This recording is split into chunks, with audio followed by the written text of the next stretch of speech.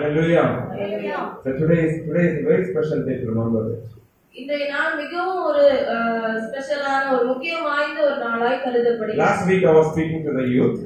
நான் கடந்த வாரத்தில் வாலிபர்களோட பேசினேன். And I told them about the story of a car, Lamborghini car, a very fast car.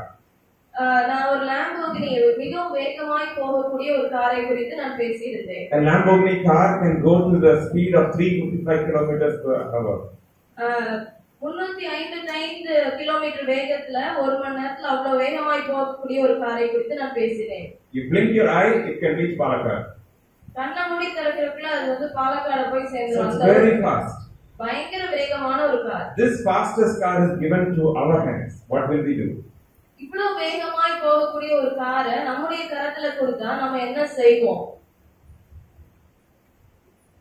The car can go 355 kilometers per hour. அந்த car வந்து ஒரு மணி நேரத்துல 355 கிலோமீட்டர் வேகத்துல போகக்கூடியது. What will we do? Can we reach 100? நம்ம என்ன செய்வோம்? ஓட்டும்போது ஒரு 100 130 140. 130 140 வரைக்கும் போயிடலாமா? But the potential of the car is to drive 355. ஆனால் அந்த காருடைய அதோட முக்கியமா எப்படி இருக்குன்னா 355 கிலோமீட்டர் வேகத்துல போகக்கூடியதா இருக்கிறது. The potential in which the car have a capacity, it can drive that fast. ஒரு அதுக்குள்ளால இவ்வளவு சக்தி வாய்ந்து இல்லனா இவ்வளவு அதுக்குள்ளால அடங்கி இருக்கிற ஒரு குணாதிசயம் படைத்த ஒரு காரா இருக்கு. God has kept something very incredible potential in each of our life. Are we using it to the maximum? தேவன் நம்ம ஒவ்வொருடைய வாழ்க்கையிலும் அவ்வளவு முக்கியம் வாய்ந்த பொக்கிஷமான காரியங்களை உள்ளே அடக்கி வைத்திருக்கிறார். அதை நாம் பயன்படுத்துகிறோமா? There's no one in this room who has lesser potential from your neighbor. இதுல யாருக்குமே பக்கத்துல இருக்கிறவரை விட உங்களுக்கு குறைவான பொக்கிஷம் இல்லனா உங்களுக்கு குறைவான அந்த வல்லமை அப்படிங்க கிடையவே கிடையாது. If you believe, say hallelujah. இத நம்புகிறவங்க ஹalleluya என்று சொல்லுவோமா? You have equal potential God has installed in you that has the potential to shake the nations in this world. உங்கள் பக்கத்துல இருக்கிறவங்கனாலும் சரி எல்லாருக்குள்ளாலயும் ஒவ்வொருவருக்குள்ளாக எல்லாருக்கும் சரிசமமாக அவ்வளவு வல்லமையான இந்த தேசத்தை அசைக்கக்கூடிய காரியங்கள் கொடுக்கப்பட்டுள்ளது. So what are we doing? நம்ம அதை வைத்து என்ன செய்து கொண்டிருக்கிறோம்? How are we driving our Lamborghini? நமக்கு கொடுக்கப்பட்ட அந்த லாம்போகினி அந்த வல்லமையான காரை நம்ம எப்படி Are we பயன்படுத்துறோம்? driving it like a bullock cart? நம்ம அது ஒரு மாட்டு வண்டி மாதிரி பயன்படுத்திட்டு இருக்கோமா? Do we recognize who we are? நம்ம யாரு நம்ம உணர்ந்து இருக்கிறோமா, பார்த்து இருக்கிறோமா? Do we recognize the God who is living in us? நம்ம என்னைக்காவது உணர்ந்தோமா, கண்டுபிடிச்சோமா, எனக்குள்ளாக வாசம் பண்ணுகிற அந்த தேவனை காண்கிறோமா? So that is the whole point. அதுதான் எல்லாவற்றிலும் பிரதானமான If we காரியம். know who your God is, your vision and your purpose, your potential for life is big. உங்கள் தேவன் யார் என்பதை நீங்கள் கண்டு கொண்டால் உங்களுடைய வாழ்க்கை, உங்கள் நோக்கம், உங்கள் எதிர்காலம் எல்லாம் உங்களுக்கு பெரிதாக அழகாய் காணப்படும். Or you sit in your circumstances and think, what am I going to do with my life? My life is so limited. I am miserable. I am suffering. இல்லை என்றால் நீங்க உங்களுடைய சூழ்நிலைகளை பார்த்து கொண்டே நான் ரொம்ப குறுகி போயிருக்கிறேன், குன்றி போயிருக்கிறேன், என்னால் எழும்ப முடியவில்லை, இதிலே நான் விழுந்து கிடக்கிறேன்னு சொல்லி அந்த சூழ்நிலை பார்த்து கொண்டு இருக்க நேரிடும். I turn to my left and right and up and down. All I see is worries and sufferings. நான் இடது பக்கம் வலது பக்கம் மேல கீழே எங்க பார்த்தாலும் எனக்கு சுத்தி சுத்தி ஒரே வலிகளும் வேதனைகளுமாய் The காணப்படுகிறது. pain took over me that I am not even looking at those things. I'm just living my life day and day and day, tomorrow, next day, next day. என்னுடைய வாழ்க்கையில வலிகளே என்னை வந்து மேற்கொண்டு போயிடுச்சு. அதனால அதுலயே நான் வாழ்ந்து கொண்டிருக்கிறேன். நாளுக்கு நாள் நான் அதுலயே மூழ்கி கொண்டிருக்கிறேன். I wish every Christian that we can talk to will be having such a hope in their talks, in their language. நான் எல்லா கிறிஸ்தவர்களுக்குள்ளாக பேசப்படும் போது ஒவ்வொருவர் பேசும்போது ஒரு விசுவாசம் உள்ள ஒரு நம்பிக்கையுள்ள வார்த்தைகளை பேசுவது எவ்வளவு அழகா இருக்கும் என விசுவாசிக்கிறேன். I hope each and every one of you can speak the words of hope and joy that comes from the Lord. நான் நம்புகிறேன் எல்லாருக்குள்ளா இருந்தும் அந்த வார்த்தைகள் வெளியில வரும்போது விசுவாசம் உள்ள நம்பிக்கை கொடுக்கக்கூடிய, தைரியம் ஊட்டக்கூடிய, எழுப்புதல் கொடுக்கக்கூடிய வார்த்தைகள் வரும் என நான் நம்புகிறேன். When you do it, you are not faking the situations. You are having a trust in the heavenly of heavenlies. அப்படி நீங்க வெளியில பேசுகிறது ஏதோ ஒரு மாயமான இல்லனா ஏமாற்றுகிற வார்த்தைகள் அல்ல. விசுவாசம் தேவன் மேல வைத்திருந்து எல்லாவற்றையும் பரலோகத்துல எல்லா காரியங்களையும் கையில வைத்திருக்கிற அந்த தேவனை நோக்கி நான் பார்த்திருக்கிறேன் என்ற விசுவாசத்துல பேசுகிற வார்த்தை. Hallelujah. Hallelujah. So today I want to read Joshua chapter 1 verse 5. Last month it was our theme verse. இன்றைய நாள்ல நான் யோசுவா 1ஆம் அதிகாரம் 5ஆம் வசனத்தை வாசிக்க விரும்புகிறேன். நீ உயிரோடு இருக்கும் நாளெல்லாம் ஒருவனும் உனக்கு முன்பாக எதிர்த்து நிற்பதில்லை. Okay, no man shall be able to stand before you all the days of your life. No man can stand. இந்த வசனத்தில் கூறப்படுகிறது ஒருவனும் ஒரு மனிதனும் உன் வாழ்நாள் முழுவதும் உனக்கு முன்பாக. So any man of any capacity cannot stand in front of you in the days of your life, the whole life. உன் வாழ்க்கை முழுவதும் நீ வாழ்நாள் முழுவதிலும் எந்த நபராகிலும் எவ்வளவு குணாதிசயம் எவ்வளவு திறமைகள் படைத்த யாரா இருந்தாலும் உனக்கு முன்பாக எதிர்த்து நிற்பதில்லை. He can look the strongest politically, financially, socially. He cannot stand before you. அவன் பாக்குறதுக்கு மிகவும் அந்த பொலிட்டிக்கலா இல்லனா தேசத்துல பெரிய நபரா இருக்கலாம், பணம் படைத்தவனா இருக்கலாம், இல்ல எல்லா மக்களையும் அறிந்த நபரா இருக்கலாம். அவன் கூட உங்க முன்னாடி நிற்க முடியாது. You know why? ஏன் தெரியுமா? Jeremiah chapter 20 verse 11. எரேமியா 20:11 பயங்கரமான பராக்கிரமசாலியாய் என்னோடு இருக்கிறார். ஆகையால் என்னை துன்பப்படுத்துகிறவர்கள் மேற்கொள்ளாமல் இடறுவார்கள். தங்கள் காரியம் வாய்க்காதபடியா மிகவும் வெட்கப்படுவார்கள். மறக்கப்படாத நித்திய லட்சை அவர்களுக்கு உண்டாகும். The Lord is with you as a terrifying warrior. கர்த்தரோ பயங்கரமான பராக்கிரமசாலியாய் நம்மளோடு இருக்கிறார். The God who is with you is terrifying. இந்த தேவன் உங்களுக்குள்ளாய் வாசம் பண்ணுகிற இந்த தேவன் பயங்கரமான பராக்கிரமசாலி. Not terrifying you, he is terrifying the people around you. அவர் உங்களை பயமுறுத்துகிற தேவன் அல்ல, உங்களுக்கு எதிராய் வருகிறவர்களை பயமுறுத்துகிற தேவன். So do you recognize who you have in you? அப்ப நீங்க அவரை கண்டுபிடிச்சீங்களா? உங்களுக்குள்ளாய் வைத்திருக்கிற அந்த தேவன் யாருன்னு? Or do we just leave that on the side and think, let me go fight my things and then see if God comes into action? ஆனா அதெல்லாம் நம்ம யோசிக்காம இல்ல நான் ஆண்டவர்லாம் பார்க்க மாட்டேன், நான் போய் இந்த பிரச்சனையை சமாளிக்கணும், நான் போய் சண்டை போடணும், அதுக்கப்புறம் ஏதாவது தேவைப்பட்டா அவரை கூப்பிட்டுக்கிறேன், அப்படி இருக்கோமா? ஆண்டவர் பெரிய காரியங்களுக்காக நம்மளை அழைத்திருக்கிறார். நாம் அதனால பெரிய காரியங்களை காண்போம், செய்வோம். ஆனா பெரிய காரியங்கள் ரொம்ப குறுகின பார்வைகளாக, குறுகின கண்களாக எல்லாமே நம்ம வாழ்க்கை குறுகி போய் இருந்திருக்கு. அவ்வளவுலாம் செய்ய முடியாது. என்ன பெரிய காரியம், என்ன பெரிய விஷயம் செய்து முடிக்க முடியும்? நிறைய நேரம் என்ன பண்ணிடுறோம், நம்மளுக்குள்ளா இருக்கிறவரை நம்ம அறியாம நம்மளே குறுக்கி கொண்டு நம்மளுக்கு ஆண்டு வச்சுக்க தரிசனங்களை, ஆண்டு வச்சுக்க திட்டங்களை என்ன பண்ணிருக்கோம், சின்ன கண்ணாடியாக என்ன பார்க்க வேண்டியிருக்கோம். இவ்வளவு போதும், இந்த வாழ்க்கை, இந்த வட்டம் போதும், நம்மளுக்கு இந்த ஊர் போதும், இந்த இடம் போதும், இதுலயே என்னமோ பண்ணிட்டு இருந்துக்கலாம்னு சொல்லி மாறிடுது. But that's not what God wants in us. இப்படிப்பட்ட எண்ணங்கள் கொள்ள தேவன் நம்மை அழைக்கவில்லை. God is shamed. God will be ashamed. நம்மை சிந்திக்கிறதெல்லாம் பார்க்கும்போது தேவன் தலைகுனிகிற நிலைமைக்கு ஏற்படுத்தப்படுவார். We are not meant to look at our life like, oh, short-sighted. நம்முடைய வாழ்க்கையை பார்க்கும்போது ரொம்ப குறுகின காரியமாய் நாம் பார்க்க In 2 Peter 1:9 it says this. 2 பேதுரு 1:9 இப்படியாக சொல்லுகிறது, இல்லாதவன் எவனோ அவன் முன் செய்த பாவமுற தான் சுத்திகரிக்கப்பட்டதை மறந்து கண் சொருகி போன குருடனாய் இருக்கிறான். He is a man who is nearsighted and he is blind. இந்த மனிதன் எப்படி இருக்கான் அப்படினா கண் சொருகி போன குருடனாய் இருக்கிறான். You know, a blind cannot even see. ஒரு குருடனால பார்க்க முடியாது. Can a blind see? எங்கயாவது ஒரு குருடன் பார்க்க முடியுமா? If he is seeing, he is trying to take money from us. ஒரு குருடன் வந்து நம்ம கிட்ட இருந்து திருடி எடுக்கிறதுக்கு முயற்சி பண்றானா? A blind man cannot see.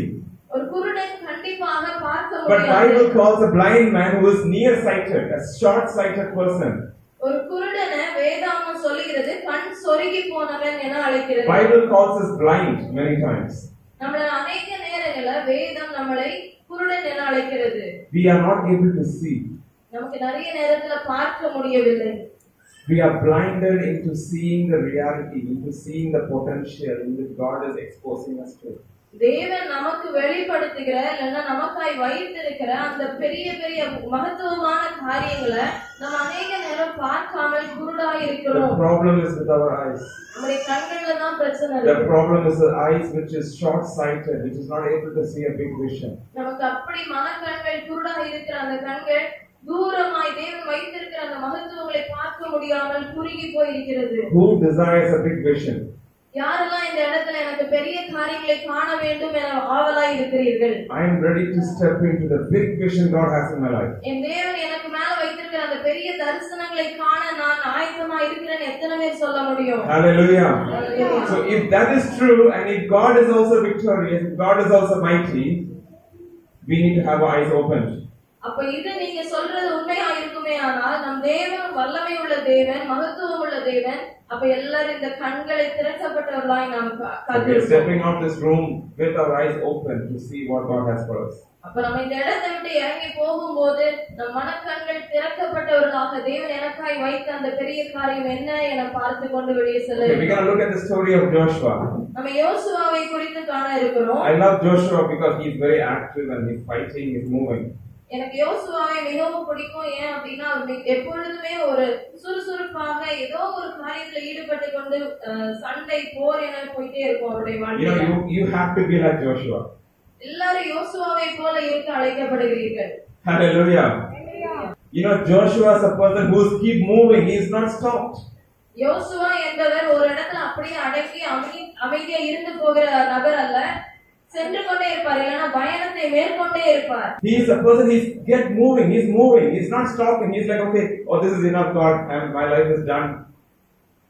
This is okay. Let me live around this life. No. He's a man who's going, conquering until we see the last end of the victory.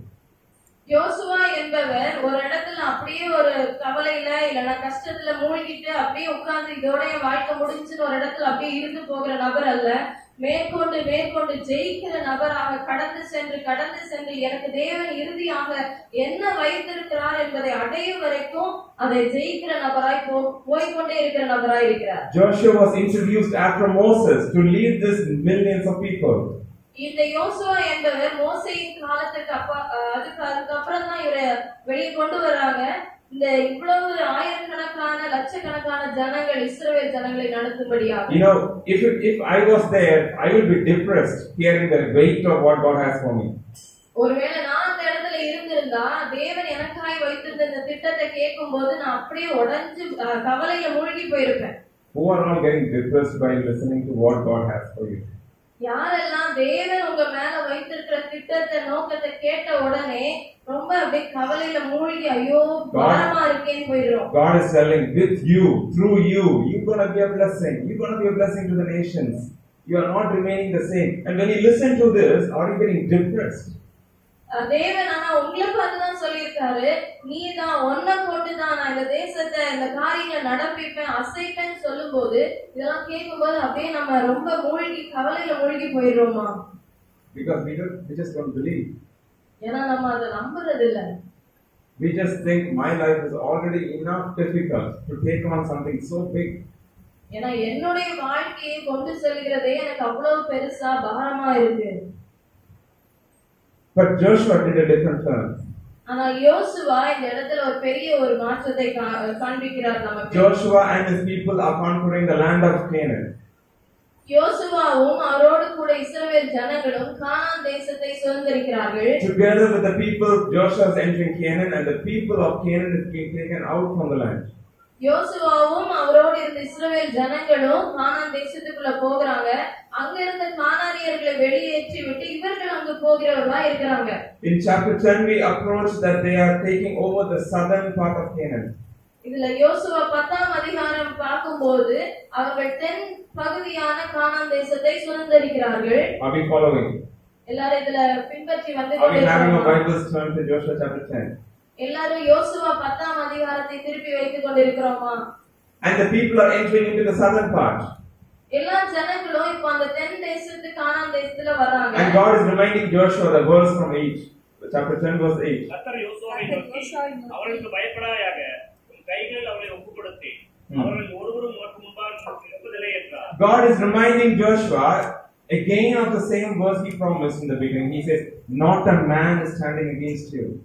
தேவன் இந்த பகுதியில யோசுவா 10ஆம் அதிகாரம் 8ஆம் வசனத்துல மறுபடியும் யோசுவாவிடம் சொல்லுகிறார், நீ அவங்களுக்கு முன்பாக ஒருவன் உனக்கு முன்பாக எதிர்த்து நிற்பதில்லை என சொல்லுகிறார். And we say that no man can stand before me. நம்ம சொல்ல முடியுமா ஒரு மனிதனும் எனக்கு முன்பாக?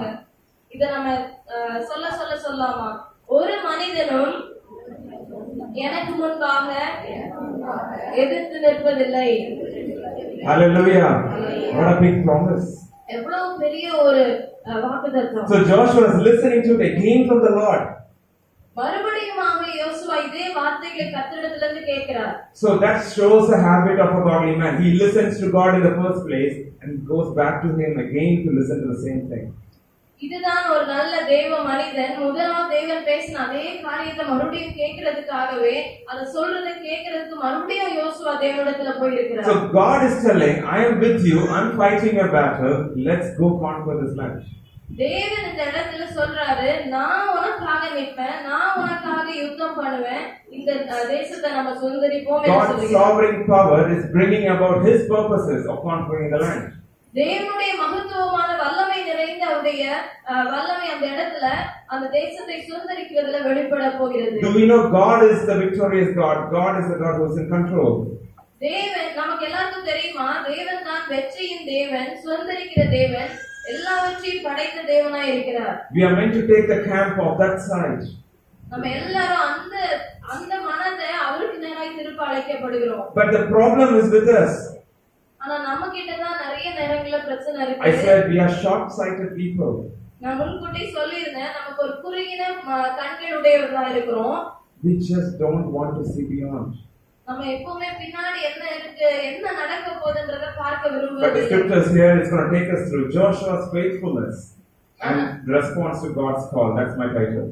ஆனால் இந்த இடத்துல நம்ம யோசுவா குறித்து பார்க்க இருக்கிறோம். அவருடைய விசுவாசமும் அவர் எப்படி இதை கொண்டு செல்கிறார் என்பதை குறித்து நாம் பார்க்க இருக்கிறோம். Joshua's faithfulness to God and his response to his call. தேவன் அழைத்த அழைப்புக்கு அவர் எப்படி பாத்திரவானாய் நடந்து கொண்டார், அவர் தேவன் மேல வைத்திருந்த விசுவாசம் எப்படி இருந்தது என பார்க்க இருக்கிறோம். So we are meant to remain faithful, stay faithful. நம்ம தேவன் அழைத்த அழைப்புல நாம இருக்கும்படியாக, விசுவாசத்துல ஊன்றி நிற்கும்படியாக அழைக்கப்பட்டிருக்கிறோம். God's side is going to be the victorious side. தேவனுடைய பக்கம் தான் நிச்சயமாக வெற்றியான பக்கமா இருக்க God போகிறது. is with you, so you will be in the side of victorious. தேவன் உங்களுக்குள்ளாக வாசம் பண்ணுகிற தேவன், அப்ப நீங்க ஜெயிக்கிற பக்கத்துல தான் இருக்கிறீங்க. Hallelujah. Hallelujah. This is not just some encouraging nice words. இது ஏதோ உங்களை எல்லாம் மனச ஆறுதலா பேசுகிற வார்த்தைகள் அல்ல. This is the reality that we are meant to live in. இதுதான் தேவன் நமக்கு வைத்திருக்கிற உண்மையான சத்திய வசனங்கள். Either we take this side or be part of the 31 kings who were destroyed in chapter 12 verse 24. We see there were 31 kings of Canaan who were completely conquered. ஒண்ணு நம்ம தேவன் பக்கத்துல வெற்றியின் பக்கத்துல நிற்கிறோம், இல்லன்னா இன்னொரு பக்கம் 31 ராஜாக்கள் அவங்க அழிக்கப்படுறாங்க, அவங்களுடைய சேனைகள் எல்லாம் அழிக்கப்படுது, இல்ல அந்த பக்கம் நம்ம நிக்கிறவங்களா இருக்கும். In chapter 12 verse 24 it says that. 12ஆம் அதிகாரம் 24ஆம் வசனத்துல There were 31 kings. 12ஆம் அதிகாரம் 24ஆம் வசனத்துல They were all kings. 31 ராஜாக்கள். They were kings. அவங்க எல்லாம் ராஜாக்கள். And who's Joshua? இந்த யோசுவா யாரு? What was his background? அவருடைய பின்னணி இல்லனா அவருடைய முந்தின வாழ்க்கை என்ன? I love the name of Joshua. His previous name was Hosea. இந்த யோசுவா என்ற பெயர் எனக்கு மிகவும் பிடித்த ஒரு காரியம். அவருடைய முந்தின பெயர் வந்து ஓசியா. I couldn't get that verse, but Moses renamed his name from Hosea to Joshua. ஓசியா அப்படின்ற பெயர்ல இருந்து தான் மோசே வந்து அவருக்கு யோசுவா என்ற பெயரை கொடுத்தார். Hosea means salvation. ஓசியா என்றால் ரட்சிப்பு என அர்த்தம். Joshua means God is salvation. யோசுவா என்றால் தேவனே ரட்சிப்பு என அர்த்தம். This man is coming with this idea. God is the God who is saving. God is the God of salvation against 31 kings.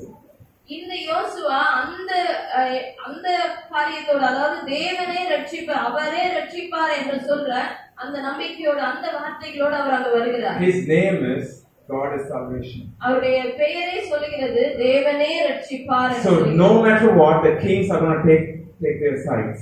Go on the side. God is the God of salvation.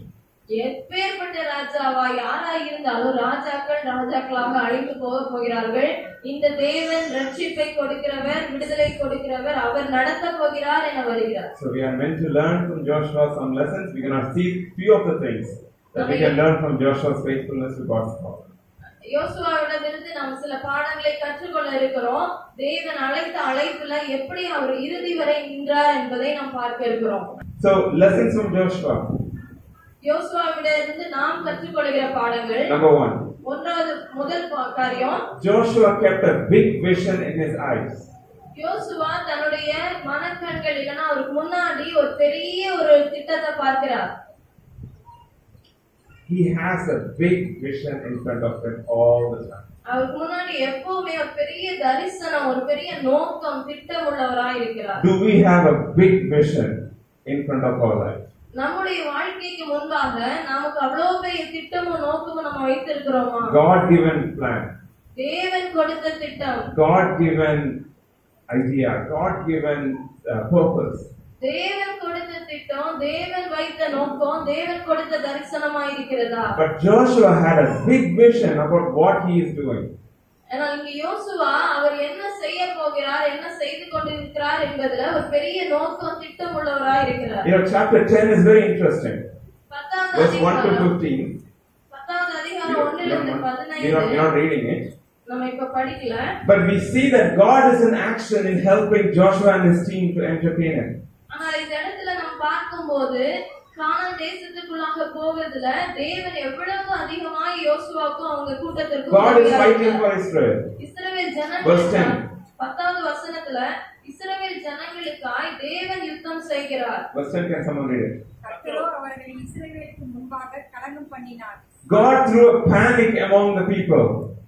கர்த்தர் என்ன செய்கிறார்? இஸ்ரவேல் ஜனங்களுக்கு முன்பாக அவங்களை கலங்க பண்ணினார் என And பார்க்கிறோம். verse 11. 11ஆம் வசனம். பெத்ரோனிலிருந்து இறங்குகிற வழியிலே இஸ்ரவேலுக்கு முன்பாக ஓடிப்போகையில் அசேக்கா மட்டும் ஓடுகிற அவர்கள் மேல் கர்த்தர் வானத்திலிருந்து பெரிய நெருப்பை விழப்பண்ணினார். அவர்கள் செத்தார்கள். இஸ்ரவேல் புத்திரர் பட்டயத்தால் கொன்றவர்களை பார்க்கிலும் கல்மழையால் செத்தவர்கள் அதிகமாக இருந்தார்கள். God is throwing hailstones and stones from heaven to save his people. கர்த்தர் தன்னுடைய ஜனங்களை ரட்சிக்க காப்பாற்றும்படியாக கல்மழையை பொழிந்தார் என பார்க்கிறோம். God who is in heaven is stepping out to fight for his people. How mighty is it? பரலோகத்தில் வீற்றிருந்த தேவன் தன்னுடைய பிள்ளைகளுக்காக அவர் இறங்கி வந்து யுத்தம் பண்ணுகிறவராய் பார்க்கிறோம். You know, sometimes I think, why would God want to fight for me? I'm this small little something. நான் ரொம்ப சின்ன ஒரு சிறிய ஒரு நபராக இருக்கிற எனக்காக தேவன் ஏன் இறங்கி வந்து சண்டை போடணும்? Why he have to step down? அவர் ஏன் இறங்கி வரணும்? Right? He's the God of the universe. அவர்தான் இந்த சர்வத்தையும் படைத்த தேவனாய் இருக்கிறாரே. Last week we did a calculation in the Bible study about how big the Milky Way is. நாங்கள் கடந்த வாரத்துல பைபிள் ஸ்டடில இந்த மில்கி வே என்பது எவ்வளவு பெரிய இல்லனா எவ்வளவு கிலோமீட்டர் இருக்குதுன்னு பார்த்தோம். The universe, the heavens are so mightier than we think. இந்த பிரம்மாண்டமான உலகமா இருக்கட்டும், இந்த சர்வத்தையும் படைத்த எல்லாத்தையும் பார்க்கும்போது பெருசா இருக்கிறதை நாம் பார்க்கிறோம். The creation itself is trembling. தேவன் படைத்த படைப்புகளே அவ்வளவு நம்மள அசைக்கக்கூடியதா The இருக்கு. creator is more terrifying. அப்ப அதை உருவாக்கின படைத்த தேவன் எவ்வளவு மகத்துவம் உள்ளவராய் இருப்பார். Our God is a terrifying warrior. அவர் பயங்கரமான பராக்கிரமசாலியாகிய தேவனாய் இருக்கிறார். Hallelujah. Hallelujah. So he comes into the scene. கர்த்தரே அந்த இடத்துல The stones are falling from heaven. மேல இருந்து கல்மழை பொழிகிறது. There is the panic given to the whole people there. அங்க இருந்த எல்லா ஜனங்களுக்குள்ளாக ஒரு பெரிய கலக்கம் உண்டானது என And பார்க்கிறோம். verse 12, it goes on to there, the sun and moon stood still until the war is happening. 12ஆம் வசனத்துல பார்க்கும்போது இந்த யுத்தம் கடந்து சென்று கொண்டே இருக்கிறது.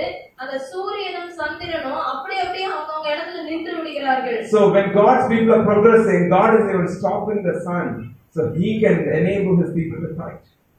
தேவன் தன்னுடைய ஜனம் ஜெயிக்க வேணும், யுத்தத்துல மேல வரணும், ஜெயிக்கணும்ன்றதுக்காக அவர் சூரியனையும் சந்திரனையும் நிறுத்தி வைக்கிற தேவனாய் இருக்கிறார். It never happened in the whole like afterwards it says, because the sun stood still.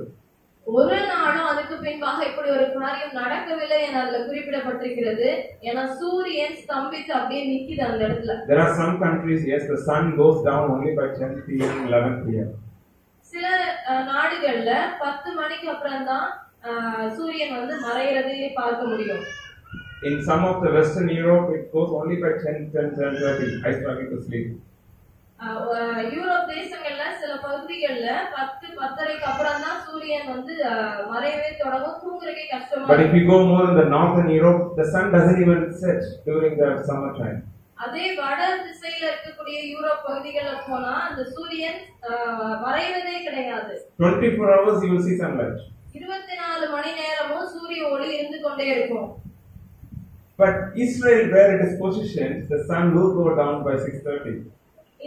ஆனால் நம்ம இந்த இஸ்ரவேல் ஜனங்கள் இருந்த அந்த பகுதியில நிச்சயமாக 6:30 மணி அப்படி ஆயிடுச்சுன்னா சூரியன் மறைந்து விடும். They never heard of suns standing still, never going to set. ஒரு நாளும் இஸ்ரவேல் ஜனங்கள் இப்படி ஒரு காரியம் கேட்டதில்ல. அதாவது சூரியன் மறையாம அப்படியே நின்னுட்டு இருக்கு. Okay, let's come to the story. God is doing mighty things. There are miraculous things happening. இந்த இடத்துல தேவன் மகத்துவமான பெரிய அதிசயமான காரியங்களை செய்து கொண்டிருக்கிறார். But something happens after 15 verses. ஆனால் 15ஆம் வசனத்துக்கு அப்புறம் என்னமோ நடக்குது. 16th verse. 16ஆம் வசனம். Okay, there are 5 kings listening and hearing the stories of what God is doing. They listened and they got terrified and they are hiding themselves in a cave. இதுல ஒரு 5 ராஜாக்கள் தேவன் இஸ்ரவேல் ஜனங்களுக்காக செய்கிற காரியங்களை கேட்டு பார்த்து கொண்டிருக்கிறாங்க. அவங்க 5 பேரும் ரொம்ப பயந்து போய் ஒரு கெபிக்குள்ளாக ஒளித்துக் கொள்கிறார்கள். You know, when God is doing mighty things in your life, the enemy can't even come closer to you, that they are hiding away from you. தேவன் எப்போதெல்லாம் உங்களுக்கு மகத்துவமான காரியங்களை உங்களுக்கு செய்து கொண்டிருக்கிறாரோ சத்ருவினால பக்கத்துல கூட வர முடியாது, அவன் ஒளித்துக் கொண்டிருப்பான். Hallelujah. He's not even trying now to fight with you. அவன் முயற்சி செஞ்சு உங்க கூட சண்டை போடுற கூட வர மாட்டான். Because he knows how terrifying things are happening. ஏன்னா அவனுக்கு நல்லா தெரியுது தேவன் எவ்வளவு மகத்துவமா பயங்கரமான காரியங்களை உங்களுக்கு So the 5 kings are hiding away in a cave. அப்ப இந்த இடத்துல அந்த 5 ராஜாக்கள் ஒளித்துக் கொள்கிறார்கள் கெபில. The kings are enemies of Israel, enemies of Joshua. அந்த ராஜாக்கள் இஸ்ரவேல் ஜனங்களுக்கு யோசுவாவுக்கு எதிரானவர்கள், எதிரிகளா இருக்கிறாங்க. If it's your enemy, what will you do? இது உங்களுடைய ஒரு எதிரியா இருந்திருந்தா நீங்க என்ன பண்ணிருப்பீங்க? As Joshua being the commander of the army, what will you do? நீங்க ஒரு யோசுவாவாக யுத்த வீரர்களுக்கு தலைவரா இருக்கிறீங்க, நீங்க என்ன பண்ணிருப்பீங்க? குதிரை சண்டை கட்டி ரெட்டியா இருக்கு, எப்படியாவது அந்த பகைஞனை அழிக்கணும்னு சொல்லி அந்த எனிமிக்காரன் அந்த ஆப்போசிட்ல இருக்க ராஜாக்காரன் வந்துட்டு இருக்கான். 5 பேர் என்ன பண்றான், அதுல மறைஞ்சு வேற ஒளிஞ்சு வேற போய் உட்கார்ந்து இருக்கான். என்ன செய்ய தோணும் யோசுவாவுக்கு?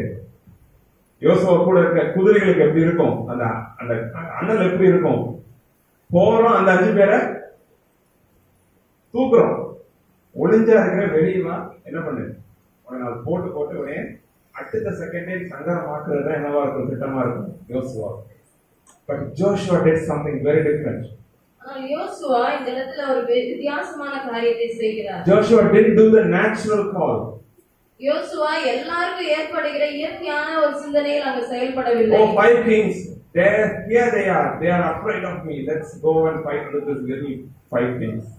இந்த 5 ராஜாக்கள் எனக்கு பயந்து போய் ஒளிஞ்சிருக்காங்களா, அவங்க சண்டை போட்டு கொன்றலாம்னு நினைக்கிறேன். You know, when God starts to do great things in your life, you'll start to see some things that are working in your way. சில நேரங்கள்ல தேவன் உங்களுக்காய் செயலாற்றுகிறார் என காணும்போது உங்களுக்கு பிடிச்ச மாதிரி சாதகமாய் நடக்கிற மாதிரியே தெரியும். But remember, as God's children, ஆனா தேவனுடைய பிள்ளைகளாய் நீங்க கற்றுக்கொள்ள வேண்டிய காரியம், not all good things are from God. நல்லதா படுகிற காரியங்கள் எல்லாமே எங்கிருந்து வரல, ஆண்டவர்கிட்ட. It seems good, it seems right to do. அது பாக்குறதுக்கு நல்லதா தெரியுது, கண்டிப்பா செய்யறது கரெக்டா இருக்கும்னு தோணும். But it's not from God. ஆனா தேவனிடத்திலிருந்து வரவில்லை. Joshua just did a mighty blow in Gilgal. They are back in Gilgal, and now they are listening to 5 kings. He's listening. He's hearing 5 kings are hiding. யோசுவா அந்த கில்கால்ல வந்து உட்கார்ந்து இருக்கும்போது இந்த 5 ராஜாக்கள் கெபில ஒளிஞ்சிருக்காங்கன்றதை கேள்விப்படுறாரு. Joshua must be like, let's go get this guys. God has promised to conquer Canaan, and let's go kill every king as possible. தேவன் எப்படி இருந்தாலும் சொல்லியிருக்காரு, இது எல்லாத்தையும் நம்ம சுதந்திரிக்கிற போகிறோம்னு சொல்லியாச்சுல்ல, இந்த ராஜாக்களை நம்ம கொன்றலாம்னு நினைச்சிருப்பாரு. But he stopped. ஆனால் அந்த இடத்துல அவர் நிறுத்துறாரு. He didn't find the good thing to be a godly thing. அவர் நல்லதா பண்ற எல்லா விஷயம் விஷயமும் தேவனுக்கு அடுத்த காரியம் என்பதை இல்ல என்பதை உணர்கிறார். The temptation is so high to go to the good thing. இது ரொம்ப நல்ல காரியமா படுது, இத கண்டிப்பா உடனே செய்யணும் போல தோணுது என்று சொல்லி இழுக்கப்படுகிற விஷயமா It இருக்கலாம். seems very logical to go and pursue this. இது பார்த்தாலே தெரியுது, இது இயற்கையா இதுதானே செய்யணும், நல்ல விஷயம் தானே, இதை It's a very செய்யலாம். good offer. நல்ல ஒரு ஆஃபரா இருக்கு. It's a very good opening. It looks like an open door. இது நல்ல திறக்கப்பட்ட ஒரு கதவா வாசலா இருக்கு, இது செய்யலாமே. Joshua's self must be like, oh, 5 kings, it's nothing. I have swords enough. I have enough horses with me to go kill them. இந்த 5 ராஜாக்கள் அவங்களாம் என் கண்ணு முன்னாடி ஒன்றும் பெருசே கிடையாது, அவங்க எல்லாம் சீக்கிரமா வெட்டி கொண்டுடலாமே. But Joshua had a very big vision in his sight that he didn't fall for the trap of killing the 5 kings in front of him. ஆனால் யோசுவா தனக்கு முன்பாக ஒரு பெரிய நோக்கத்தை, தரிசனத்தை, திட்டத்தை பார்க்கிறவராய் இருந்தார். வைக்கப்பட்ட அந்த பொறியாகிய அந்த 5 ராஜாக்களை அவர் It's a எண்ணவில்லை. test. The 5 kings are given there.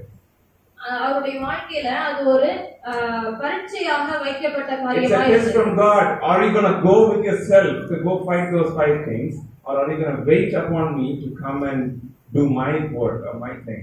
அதுல தேவன் அவருக்கு யோசுவாவுக்கு வைத்த ஒரு பரீட்சையா இருந்தது.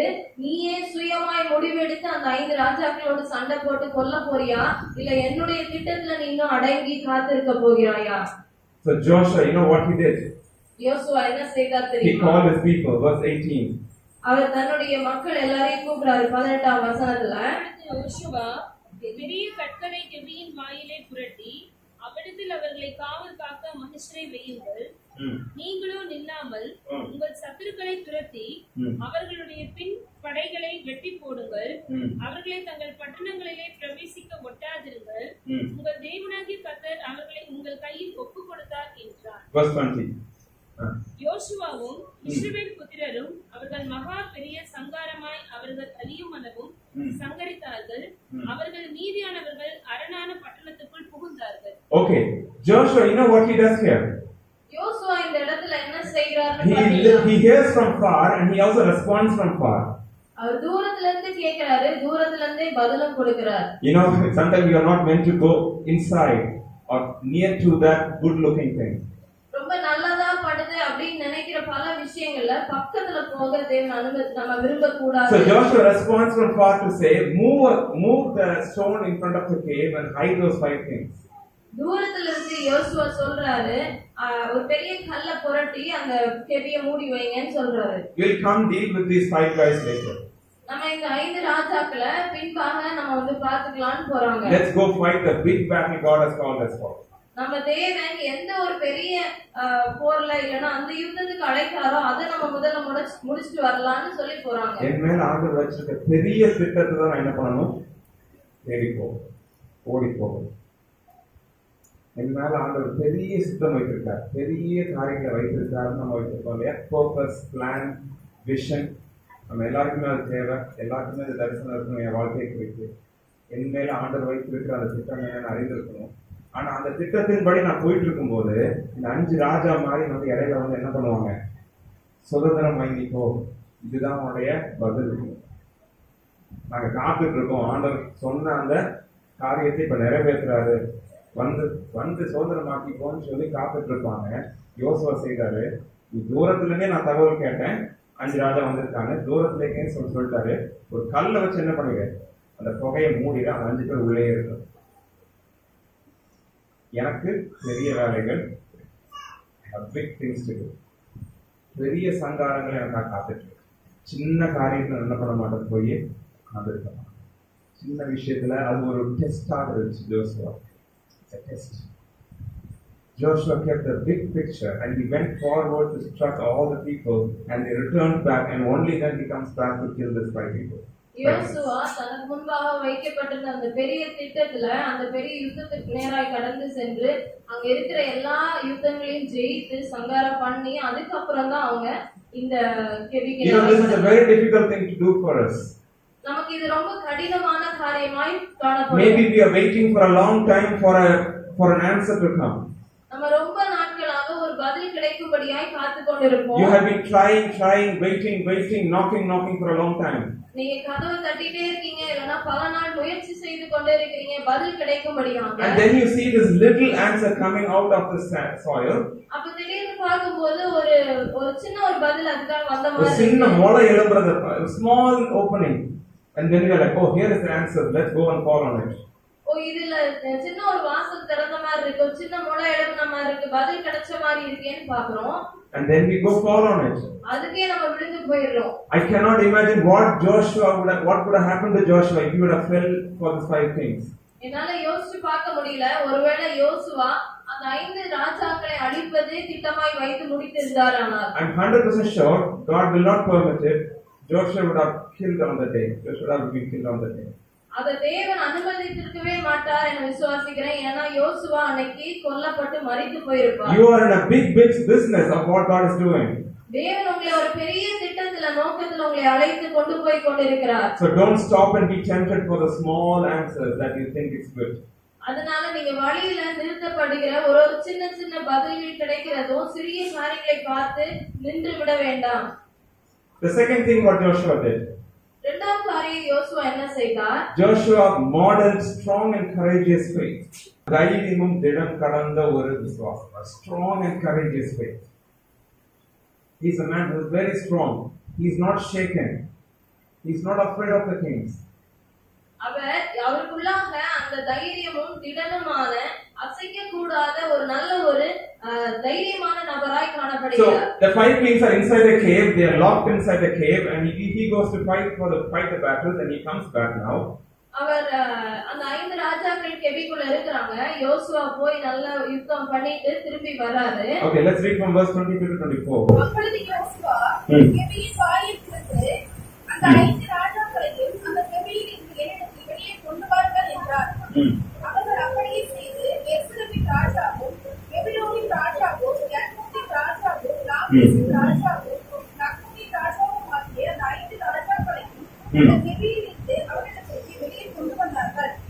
அவர்களை யோசுவாவிடத்தில் கொண்டு வந்த போது யோசுவா இஸ்ரவேல் மனுஷர் எல்லாம் அழைப்பித்து தன்னோடு கூட வந்த யுத்த மனுஷரின் அதிபதிகளை நோக்கி, இந்த கால்களை இந்த ராஜாக்களுடைய கழுத்துகளின் மேல் வையுங்கள் என்றார். You know, the strong and courageous faith of Joshua invites the 5 kings outside of the cave, and he tells his people, put your feet over the necks of your kings, of these kings.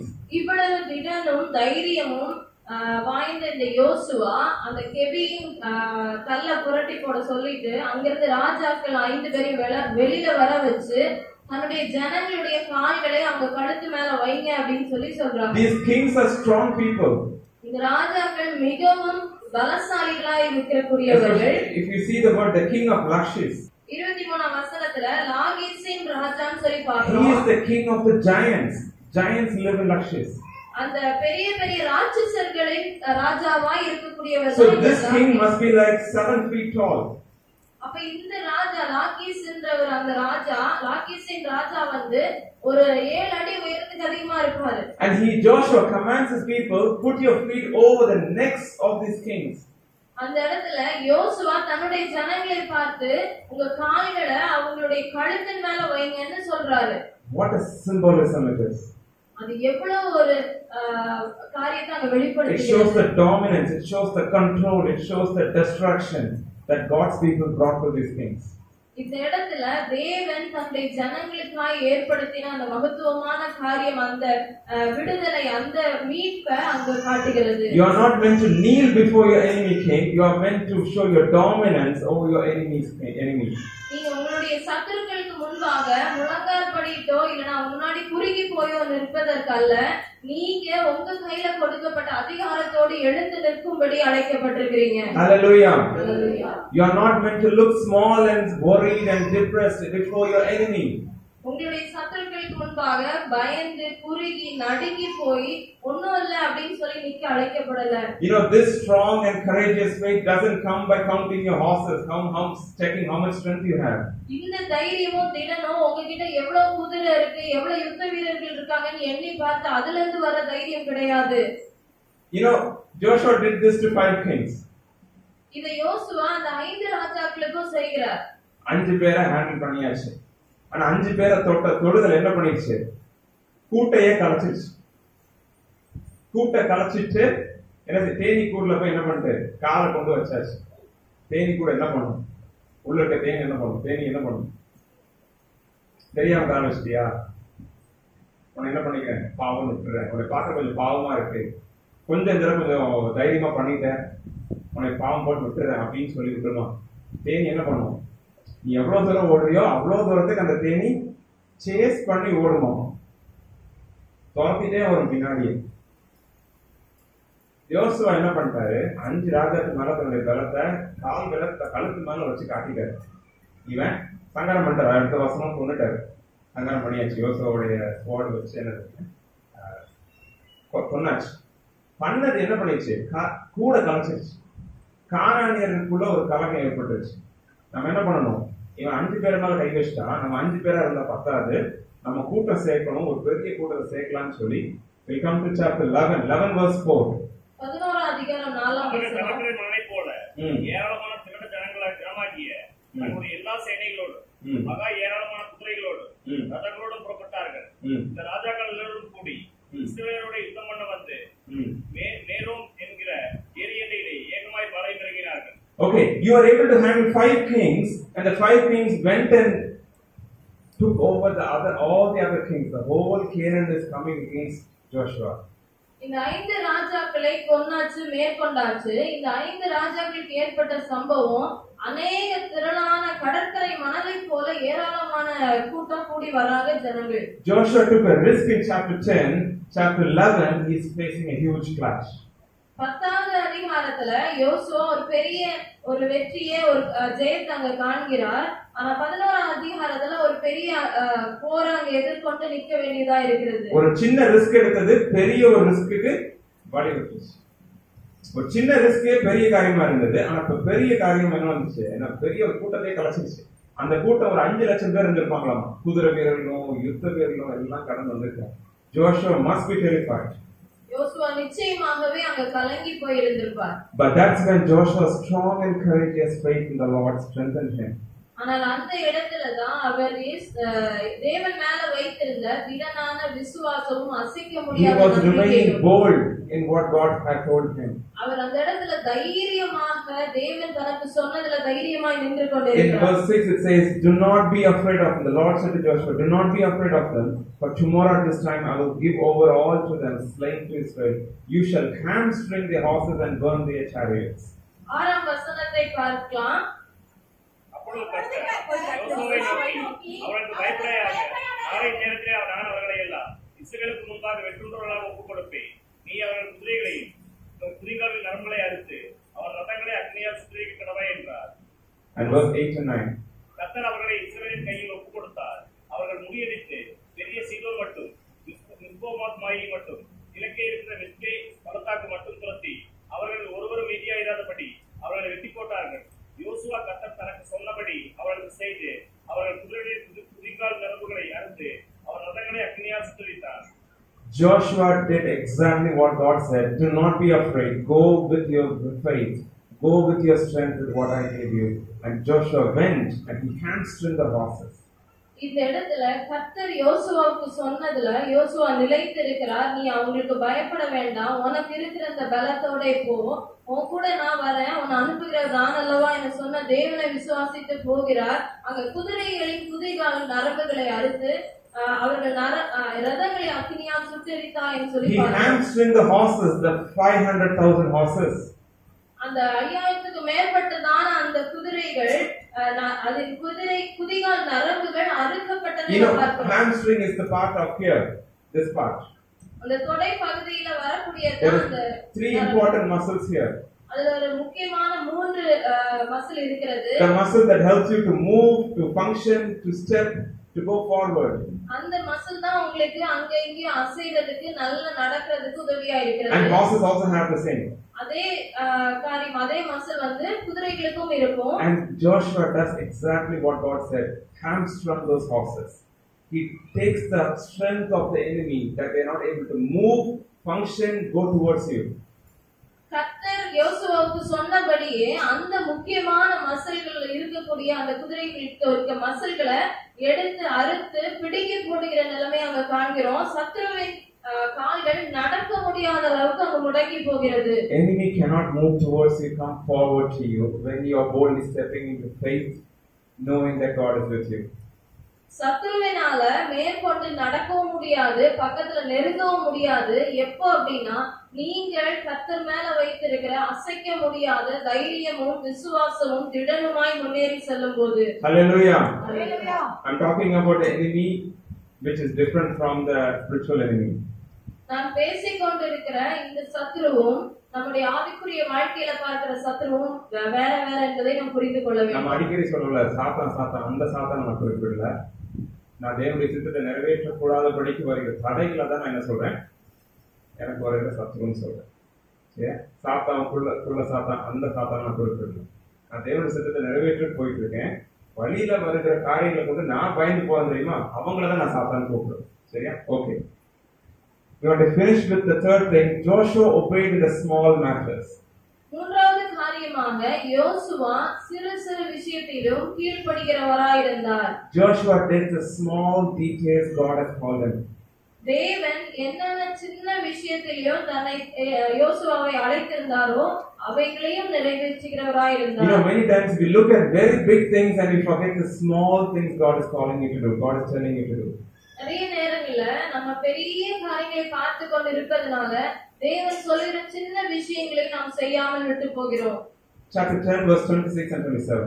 10ஆம் அதிகாரம் 26 27. அதற்கு பின்பு யோசுவா அவர்களை வெட்டி கொன்று 5 மரங்களிலே தூக்கி போட்டார். சாயங்காலம் மட்டும் மரங்களிலே தொங்கினார்கள். சூரியன் அஸ்தமிக்கிற வேளையிலே யோசுவா அவர்களை மரங்களிலிருந்து இறக்க கட்டளையிட்டார். அவர்கள் ஒளிந்து கொண்டிருந்த கெபீலே அவர்களை போட்டு இந்நாள் வரைக்கும் இருக்கிற பெரிய கற்களை கெபீர் வாயிலே அடைத்தார்கள். You know, in those days God has commanded something to Israelites. அந்த காலகட்டங்கள்ல தேவன் இஸ்ரவேல் ஜனங்களுக்கு ஒன்று சொல்லியிருந்தார். In Deuteronomy chapter 21 verse 22 and 23. Can someone read it? We'll come back to this verse. உபாகமம் 21ஆம் அதிகாரம் 22 23 வசனங்கள். அப்பொழுது அவன் சாகும்படி அந்த பட்டணத்து மனிதர்கள் எல்லோரும் அவன் மேல் கல்லெறிய கடவர்கள். இப்படியே தீமையை உன்னிலிருந்து விரட்டி போட வேண்டும். இஸ்ரவேல் எல்லோரும் அதை கேட்டு பயப்படுவார்கள். கொலை செய்யப்பட்ட ஒருவன் மேல் சாவுக்கு பாத்திரமான பாவம் உண்டாயிருக்க அவனை கொலை செய்யும்படி மரத்திலே தூக்கி போடுவாயானார். It's very small detail in what God is doing so big. ஒரு சின்ன விஷயமா இருக்கலாம், அதுல தேவன் பெரிய காரியங்களை வைக்கிறார். Joshua kills the 5 kings and he hangs them on the tree. யோசுவா அந்த 5 ராஜாக்களை கொன்று ஒரு மரத்துல தூக்கி போடுகிறார். And that's the normal thing, that's the usual thing the kings were doing. அந்த காலங்கள்ல இப்படிதான் ராஜாக்கள் இல்லனா It shows the defeat, it shows the destruction. ஒரு ஜெயம் பெற்று விட்டோம், அவங்க தோத்துட்டாங்கன்றத காண்பிக்கிறதுக்கு இந்த மாதிரி பண்ணுவாங்க. And these kings are hanging on the tree and Joshua did this.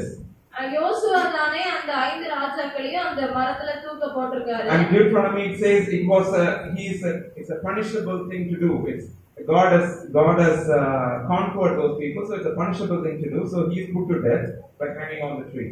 நம்ம உபாகமத்துல வாசித்தது போலவே இப்படி தேவன் தன்னுடைய ஜனங்களுக்கு ஜெயத்தை கொடுத்தார். அதனால அவன் சபிக்கப்பட்டவன், அவன் மரத்துல தூக்கி போடப்பட்டிருக்கணும்னு சொல்லி பார்க்கிறோம். But the detail is his body should not hang overnight.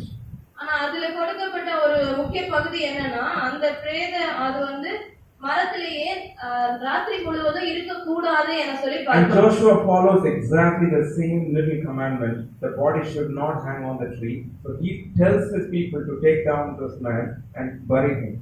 இந்த சின்ன ஒரு விஷயமா இருந்தாலும் அதை யோசுவா மிகவும் கவனமாய் கீழ்ப்படுகிறார். தன்னுடைய ஜனங்களை அழைத்து அந்த மரத்துல தூக்கி இருக்க கூடாது, ராத்திரி முழுவதும் இருக்க கூடாது என சொல்லி எடுத்துறாங்க. From the big things to the small things, we are meant to follow what God is telling us. பெரிய விஷயத்துல இருந்தோம் சிறு காரியமா இருந்தாலும் தேவன் சொல்லுகிற காரியங்களுக்கு It கீழ்ப்படிந்து might be the நடக்க. very small thing God is speaking to you. ரொம்ப சின்ன விஷயத்தை ஒன்ன தேவன் உங்களோடு சொல்லிக் கொண்டிருக்கலாம். But it will be a stepping stone for something very bigger. ஆனால் அது உங்களுக்கு ஒரு பெரிய ஒரு அடிக்கலாக நீங்க அடுத்த படிக்கு போகிறதுக்கு ஒரு முக்கிய பகுதியாய் காணப்படலாம். God tells, go and hamstrung the horses. தேவன் அந்த குதிரைகளை குதிகால் நரம்புகளை அறுத்து விடு என சொல்லி கூப்பிடுகிறார். குதிரை கொன்னா போதும் ஆண்டவரே, எதுக்கு அது குதிகால் எல்லாத்தையும் எதுக்கு என்ன பண்ணணும், புடிங்க எடுக்கணும், கொன்னுட்டா போதும்ல. அவர் சொன்னது அழிக்கிறாரு, நம்ம எல்லாம் போய் அழிச்சிட்டு வந்துடலாம். குதிகால் நரம்ப அறுத்து போடு, பிக்சரு, ரொம்ப டீடைல், சின்ன டீடைல் ஆண்டவர் வைக்கிறாரு. அதை எக்ஸாக்டா என்ன பண்ணாரு ஜோஷுவா, அதையே போய் செய்தார், அதையே போய் நிறைவேற்றினார். Start focusing on the small things God is telling you. இந்த இடத்துல சின்ன காரியமா இருந்தாலும் தேவன் உங்களிடத்துல சொல்லுகிறதை கவனமாய் பாருங்க. I said 3 things to you this morning. இந்த காலையில 3 காரியங்களை சொல்லியிருந்தேன். Joshua had a big vision in his sight always. எப்பொழுதும் யோசுவா தனக்கு முன்பாக ஒரு பெரிய திட்டத்தை நோக்கத்தை பார்த்து கொண்டிருந்தார். Second thing, Joshua modeled a strong and courageous faith. அவர் யோசுவா இரண்டாவதாய் நாம் பார்த்த காரியம் ஒரு தைரியமுள்ள விசுவாசத்தில் நிலைத்திருக்கிறவராய் காணப்பட்டார். And the third thing, Joshua did the small things even if it is hard and difficult. மூன்றாவதாய் நாம் பார்த்தோம் யோசுவா சிறிய காரியமா இருந்தா அது ரொம்ப கஷ்டமா இருந்தா கூட அதை நிறைவேற்றுகிறவராய் கீழ்ப்படுகிறவராய் இருந்தார். It's small thing but said by a mighty God, so it's important to do. சிறிய விஷயம் ஆனா அதை சொன்னவர் பெரிய தேவன், அதை கீழ்ப்படுகிறது அவசியமா இருக்கிறது. We are not meant to make sense of what God is telling. நம்ம தேவன் என்ன சொல்ல வர்றாரு, இதெல்லாம் செய்யணுமா அப்படின்னு யோசிக்க நம்ம அழைக்கப்படல. Don't come and converse with God. Don't come and explain God why is it not so important. நீங்க தேவனிடத்துல போய் நின்று ஆண்டவரே இதெல்லாம் ஒரு பெரிய விஷயம் அல்ல, இதெல்லாம் செய்யணுமா என சொல்லி அவருக்கு பாடம் எடுக்க நம்ம அழைக்கப்படல. Don't lecture God. தேவனுக்கு நாம் பாடம் சொல்லிக் கொடுக்க அழைக்கப்படவில்லை. Don't try to make sense with God. இது எனக்கு இதெல்லாம் ஒரு விஷயமாவே இல்லையே, இது விளங்கலையேன்னு சொல்லி அவருக்கு நம்ம புரிய வைக்க வேண்டிய அவசியம் இல்லை. Don't give your reasons why you are not doing. இத நான் ஏன் செய்ய மாட்டேங்கிறேன்றதுக்கான அர்த்தங்களையும் நோக்கங்களையும் அவருக்கு நம்ம சொல்ல வேண்டிய அவசியம் இல்லை. Don't point your circumstances by telling God this is why I am not doing this. என்னுடைய சூழ்நிலை இப்படி இருக்கு, அதனாலதான் இந்த விஷயங்கள்லாம் என்னால பண்ண முடியலன்னு நீங்க சொல்ல அழைக்கப்படல. If God is telling you to do something, do it. தேவன் உங்களை இப்படி ஒரு காரியம் செய்ய என்ன சொல்லி சொல்லுகிறார் என்றால் அதை நாம் செய்ய நிறைவேற்ற அழைக்கப்படுகிறோம். In English it keeps saying so Joshua, so Joshua. Every time God speaks, Joshua responds very quickly. He goes and does it. இந்த வேத பகுதியில இங்கிலீஷ்ல சொல்லப்பட்ட ஒரு காரியம் அதனால் யோசுவா என சொல்லி ஒவ்வொரு இடத்திலும் தேவன் சொல்லும் போது உடனடியாக யோசுவா அதை சிறு விஷயமா இருந்தாலும் நிறைவேற்றுகிறவராய் இருந்தார். If God is pointing you, read your word, read Bible every day, pray every day in the morning, do it. ஒருவேளை தேவன் உங்களுக்கு நேராக இப்படி ஒரு காரியம் நீ தினந்தோறும் வேதத்தை வாசி ஜெபி தேவனிடத்துல பேசுன்னு சொல்றாருன்னா அதை கண்டிப்பாக செய்யும்படி அழைக்கப்படுகிறது. If God is telling you be patient with your husband or with your wife, be patient. ஒருவேளை தேவன் உங்களிடத்துல உங்களுடைய மனைவியின் இடத்துல கணவரிடத்துல பொறுமையாக இருங்கள் என சொல்லி தேவன் சொல்கிறார் என்றால் அதை நீங்கள் நிறைவேற்றுங்கள். If God is telling you not to get angry in certain moments, humble yourself and do it. ஒரு சில இடங்கள்ல தேவன் உங்களை நீங்க இந்த இடத்துல கோபப்படக்கூடாது அமைதியா இருங்கன்னு சொல்றாருன்னா அந்த இடத்துல நம்ம தாழ்மைப்பட்டு அதை கீழ்ப்படிய அழைக்கப்பட்டிருக்கிறோம். You have no idea your obedience right there have a potential to open mighty things in your life. உங்களுக்கு தெரியவே தெரியாது அந்த சின்ன விஷயத்துல நீங்க பண்ண கீழ்ப்படிதல் பெரிய மகத்துவமான வாசல்களை திறந்து உங்களுக்கு முன்பாய் தேவன் வைப்பார். So forgive the one who is difficult for you to forgive. உங்களுக்கு யார மன்னிக்கவே முடியலையோ அவங்கள மன்னிக்கும்படி தேவன் அழைக்கிறார். If God is telling you to show compassion to someone, show that compassion. யார்கிட்டயாவது ரொம்ப அக்கறையா அன்பாய் கரிசனையா இருக்க சொல்கிறாரா அதை நீங்கள் நிறைவேற்றும்படி Joshua did the small things even if it is difficult. யோசுவா சிறு காரியமா இருந்தாலும் அது தேவனுக்கு பிரியமா இருந்ததனால் அதை செய்தார். Come to church every week. எல்லா வாரத்திலும் ஆலயத்துக்கு வந்து விடுங்கள் என அழைக்கிறார். Spend time with God in the mornings. காலை தோறும் தேவனிடத்தில் நீங்க நேரத்தை செலவழிங்கள் என அழைக்கிறார்.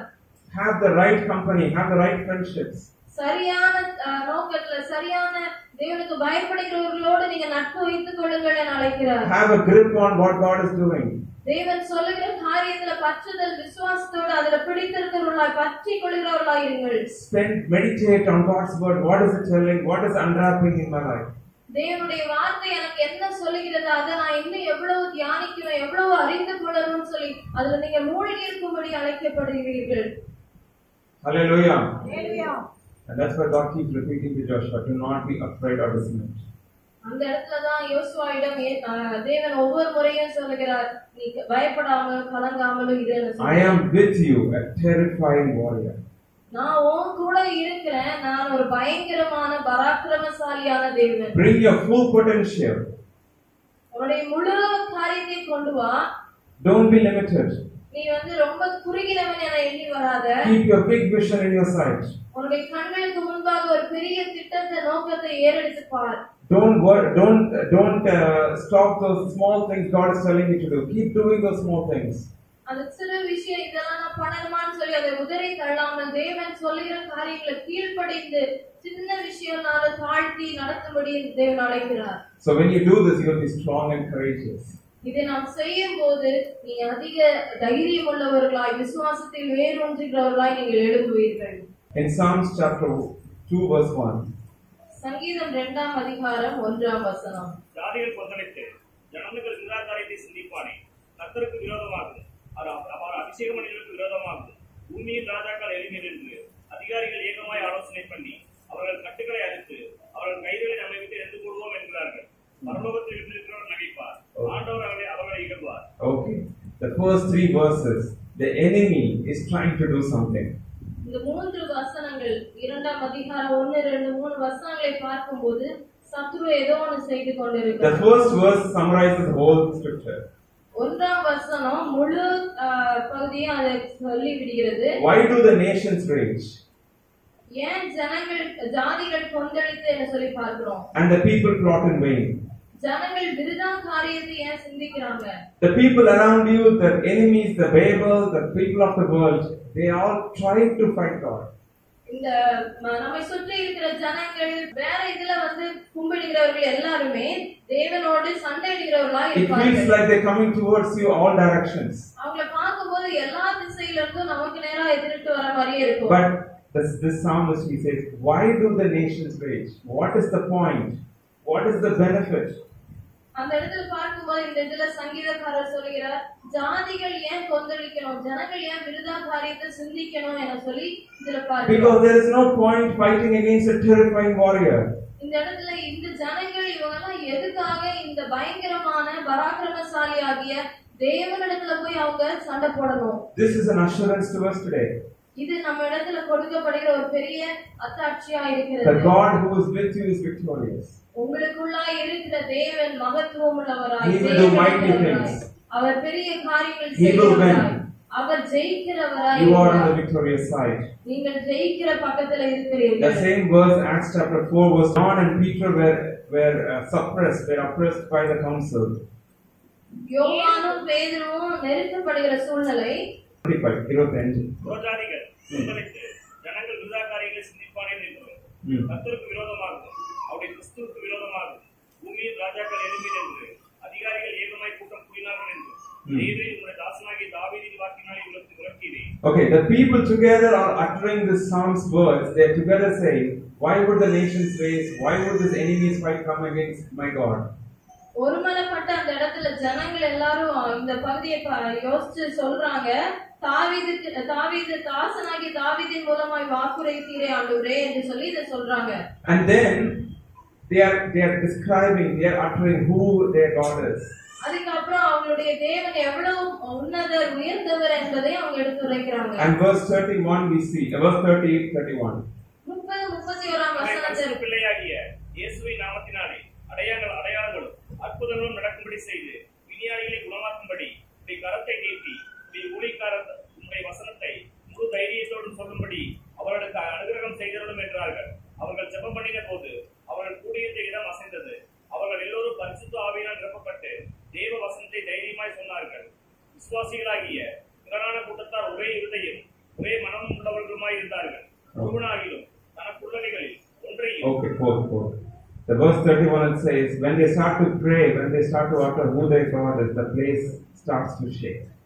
அவங்க அந்த இடத்துல தங்களுடைய தேவன் எவ்வளவு உயர்ந்தவர் மகத்துவம் உள்ளவர் என சொல்லும்போது அந்த இடம் அசைந்தது என பார்க்கிறோம். They were filled with the Holy Spirit. அந்த இடத்துல அவங்க பரிசுத்த ஆவியானவரால் நிரப்பப்பட்டவர்களாய் இருக்கிறார்கள். So if you are weak at some places, if you are stressed at some things, நீங்க ஏதோ ஒரு இடத்துல ரொம்ப கலங்கி போய் என்ன செய்வோன்னு திகைத்து போய் நிற்கிற இடங்கள்ல you need one answer.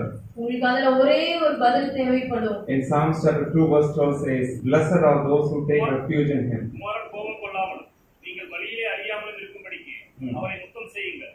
கொஞ்ச காலத்திலே அவருடைய கோபம் பற்றி எரியும். அவரை அண்டிக் கொள்ளுகிற யாவரும் பாக்கியவான்கள். Blessed are all who take refuge in him.